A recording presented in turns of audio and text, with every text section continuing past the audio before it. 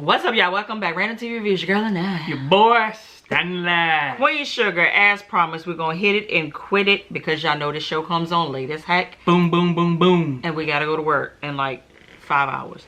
So, we see Nova and this girl named Chantal. They're over at the radio station giving an interview about how Nova's trying to take down the police department and all that good stuff. And this is what really annoyed me about this whole interview, because it reminded me of the Breakfast Club with that stupid Charlamagne the God. And if y'all have been following me for a while, y'all know I can't stand Charlamagne the God. I just can't. Nobody can. So they're trying to have this serious conversation about what's going on with Too Sweet and all of the stuff that he's going through and putting underage kids in jail, locking them into adult prisons. And they over there just, let's talk about your sister Charlie.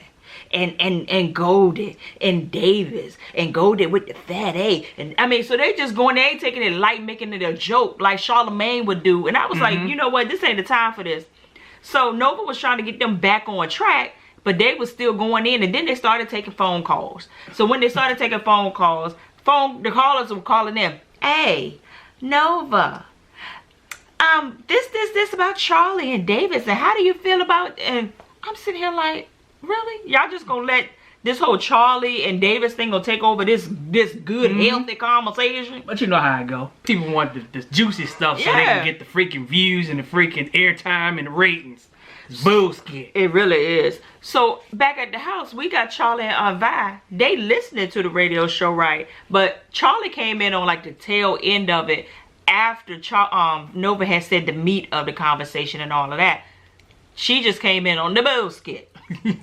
So she already in her feelings, and then Nova did mess up because the guys was joking about Goldie being a escort, and why she gonna lie to them dudes talking about something she raped her when they raped her when she ain't nothing but a call girl. So Nova said something to the effect that, oh, so this is the problem that we having right now. Just because somebody is a call girl doesn't mean that somebody that it's okay for her to be raped or taken advantage of. So Charlie was like, so okay.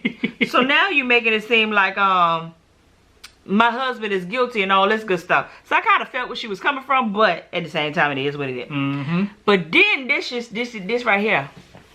Did y'all catch Nova and Chantal get a little cozy over there at the cove? Goddamn Chantal don't put her goddamn phone number in Nova's phone, said call me later. Nova said, is that, what kind of necklace is that? I like that. Chantal took the necklace off, put it around Nova's neck, and she said, don't worry about it. It ain't a gift. I'm going to get it back later. I said, and we know from last week from the weed session that this ain't Nova's first rodeo with no girl. Yep. I said, Lord. Admitted to that. Well, she ain't got no man no more. That's why Grace said she on a rebound right now, so she vulnerable, so. I said, God darn. Yeah. So we back on the farm. And Ralph, what? Do they call? Never mind. Ralph Angel, he flossing money. He giving Vi some money to do this with Blue after church and all this stuff. And he got a new cell phone. And little Blue said, look, cell phone got games on it and apps and everything. So Aunt Vi's antennas went all the way up. She was like, hold on, wait a minute. He in some bullshit. Yeah. He in some bullshit. Where you get that money from, player? And he said, well, I've been working. And she was like, you ain't making that kind of money at the warehouse. You just got this goddamn job and you got iPhone. But that's what we do. Yeah, because iPhones cost about $800 right now. I know you ain't making that kind of money. But real talk, some of us do that though. Get your first check and you just nah, he got that 24-month plan. That's how he got it. So Ralph Angel goes back to work, right? And he tells old dude that sold him the bad sugar cane, look, I'm not doing this no more. I'm over it. You can come back to the farm and get the rest of your goddamn phones. Dude said, oh, no. This is not how this works. And this wasn't a request. I'm coming by later on to drop off some more phones and some more iPads because we got some shipment of iPads. You in this, dog. You in. Yeah. So when he started to stand up for himself, dude jumped him. Yeah. Him and all the other dudes, the crew jumped him. They held him up for he can get beat. And the boss came around the corner acting like he ain't seen nothing, told him going back to work. In so many words, get your tail and then make me some goddamn money. Ralph Angel said, no, I can't work with these dudes. Put me on another shift or something. Dude said, so you quitting? He said, no, I'm quitting. I want you to lay me off.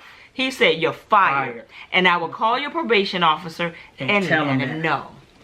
And he said, oh, I'll also call my parole officer and tell him how you've been shorting my paycheck. Freaking check, yeah, because he's supposed to be having 40 hours while he on parole. So he said, I think his adding and subtraction may be a little better than you. mine. I said. Mm-hmm.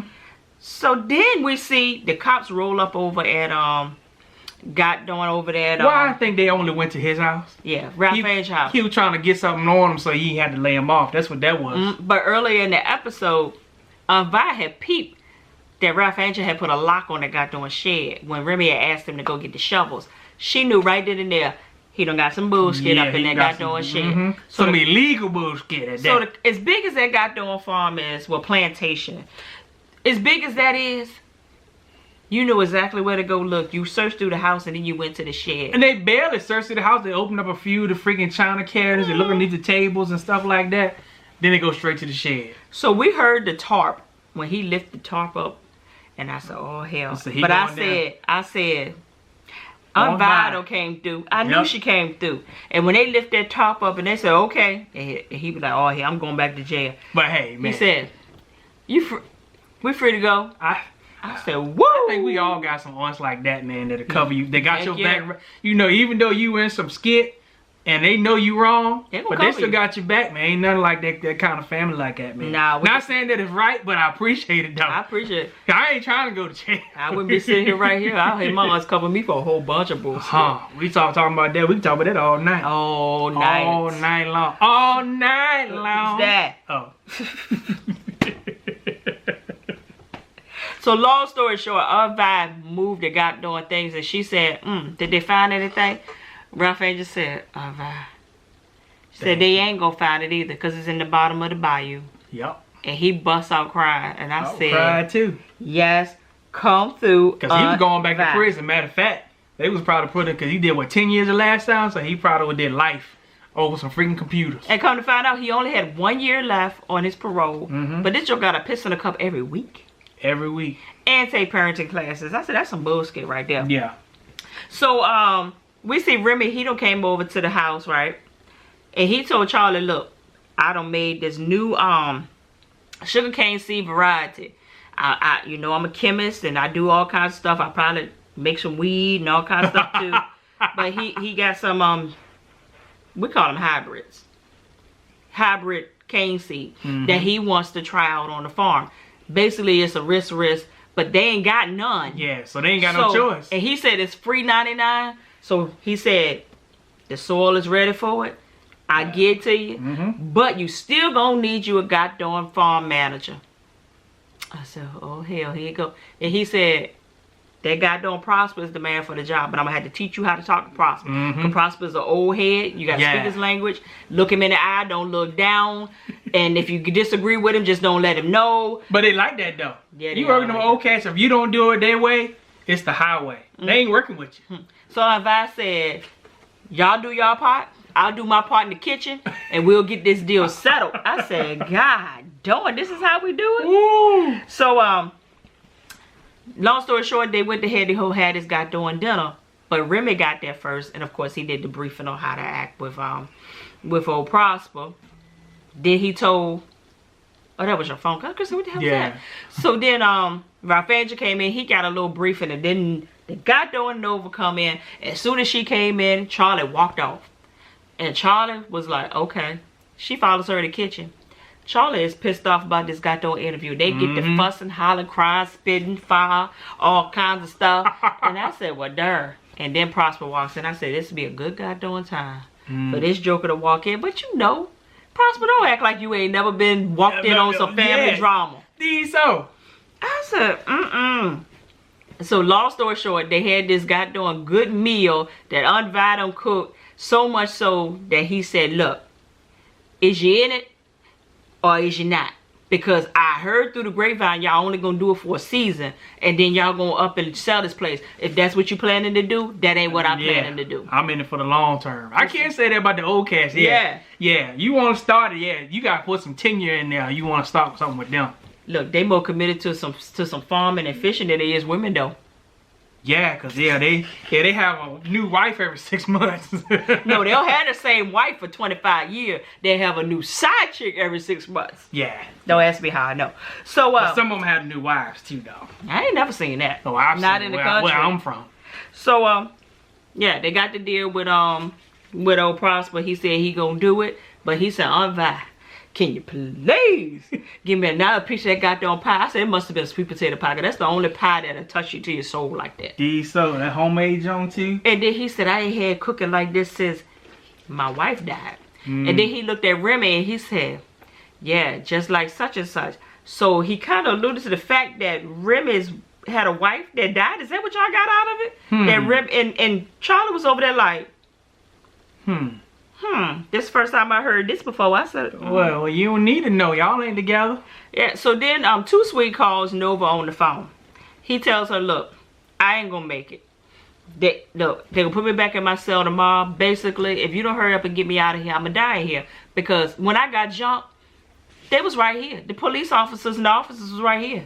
So they let this happen to me. He was like, so when I'm going to get out? She was like, there's no bond hearing. There's nothing. Because you don't have a lawyer. And there's a waiting list for a lawyer. So he was like, basically, I just have to sit in here and do time until they feel like letting me out. Yeah, because them freaking court-appointed lawyers are trash. I said, every person I've seen had one of them end up getting locked up. Unless you got Joe Morrissey. Now, Joe Morrissey is a court-appointed attorney here. He's not anymore. You have to pay him now. He was the only one that could go in the courtroom and talk smack to the judge, get the client off, and end up in jail itself. That was thirsty. That was thirsty. But he was white. A white version of thirsty.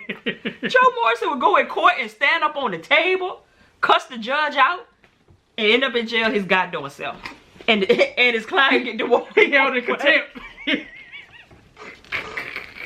Every time I see a commercial with Joe Morrison on that goddamn TV, I be like, really though? He was the one who... Hey, did he represent you? No, he represented my ex. Oh, okay. He got them all too. So, I ain't gonna say what he did. They know what he did. I said, well, God knows. So Davis and Micah, they show up. I would have left Micah right back in LA. He don't need to come. Vi had some good little hot links waiting for him. I said, where my hot link at? I was like, that sounds real good right now. Hot links and pancakes. But did y'all catch? Davis peeped out Remy right from the gate. He was like... Jealousy. You see it written right on his face. Jealousy. I said, So, Charlie hurried up and got her interaction with Davis out the way real quick. Because the only reason he's in town is because they got to figure out this $3 million and this apology. So, after they don't ate and getting washed up and they get ready to go back out to the fields, Charlie was like, look, stand out here. We get ready to do our business. And Nova comes out there on the porch, which where Davis is. Well, before you talk about that, they throw shade at Charlie because when they showed up, they was like, Charlie's in the field? Yeah, well, I would have said that too. Yeah, she looked like she ain't got her hands dirty a day in her life. No. Yeah. So that daggone Davis gonna tell Nova, look, that was a nice article that you wrote. Real good. I can relate to that. I knew she was gonna read them like Phil. I knew she was gonna read them for Phil. A black man getting caught up in the white man's system and all this stuff. Nova said, how did you get here? He said, on a plane. She said, private? Well, yeah, that, I couldn't deal with the paparazzi and all this. She said, private plane, a driver. Then you're going to get a nice hotel on the other side of town. And paying off $3 million to your accuser. So don't you think for a minute that what I wrote about has anything to do with you? Every black man is not in the same black man's circumstance. Exactly. Woo! So in other words, freaking Too Sweet, he ain't got the money to buy himself out. Right, so he got to fit that. So then we see goddamn Nova gets in her car and in her feelings, and she calls the bank. And she decides on her own that she is going to take $10,000 out of the Bordelon estate. Well, not really the estate, but it's the Charlie's money. Charlie's money for the farm. And send $10,000 to the bondsman. That's going to be a fight. That's going to be a fight. It's going to see in the next week. Yeah, that's going to be a fight. So then we see Charlie and Davis. They're finally at this at the office where they're preparing for this $3 million payoff and this apology or whatever. So they're saying, okay, before we hand over the money and all this good stuff, we still need this sincere apology. So Davis Put on your best act because Melina is waiting for you. Right then and there, which I've been side-eyeing Davis from the get. But right then and there, when Davis started trying to prep his wife, talking about stuff, what you hear in there, it ain't gonna be true. That I didn't rape her. She said, I know you didn't rape him. I wouldn't even be here. But I thought something was a little fishy. He was like, so she not gonna talk to the rest of the team? He was like, no, she don't want to talk to you. So I was like, well, maybe he did. Maybe she is setting him up. So they get into the office and sit down across from this goddamn girl. And she starts reading a letter. And she said, I've known you for almost 3 years. We developed a relationship, a friendship. I trusted you. Charlie was like. And she said, that night when we went to that room, you said, we're going to go have some fun and hang out. And you got a phone call about your son Michael having an asthma attack. You left some additional money in the room. I took a shower. When I got out the shower, the guys told me that you said, here's the money.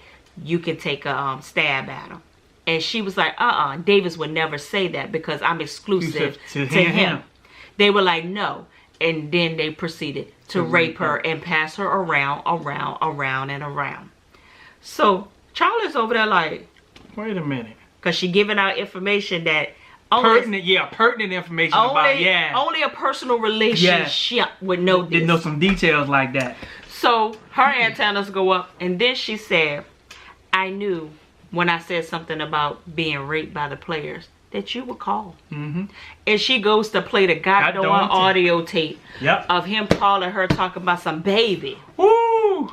Baby, why didn't you call me first before you decided to go out there and leak all this information? You know what? I pay you to keep your mouth shut unless I'm putting something in it.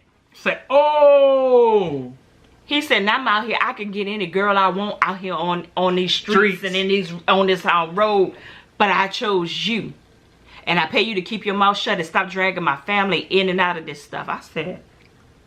I immediately got pissed off. I said, you let your wife be dumb. Humiliated and dumb. She on TV fighting for you, in the room with you, giving $3 million away for this freaking side relationship you had.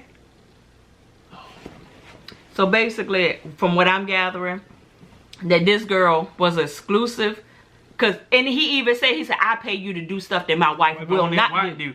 I said, oh, and that was insult. So basically, right there. She was a private escort to Davis, but Davis had some feelings for that chick. Yeah, he did. And I said, oh my God. So Charlie jumps up. Charlie looks at Melina and she said, I apologize. I'm sorry. And she ran out. And Davis runs out behind her. Now Melina is hurt like a mug. Charlie gets in the elevator and tells Davis,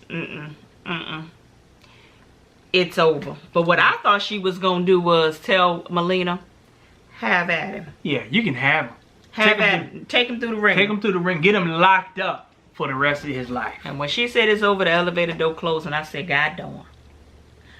They gave it to us tonight. I ain't even going to lie. Yeah, I don't know why in the world he didn't think that all that stuff was going to come out. That's why he didn't want to have that one-on-one meeting with her, because when she said she wanted to have a one-on-one with him, I said, she about to expose some stuff that cannot be denied. Glad she recorded that tape. Well, it was a voicemail. Yeah, she had to record it. I said, God darn. Yep. But y'all, we going to bed. We thank y'all for watching with us straight from the VA. The dirty, dirty South. 2 up, 2 down. Holla.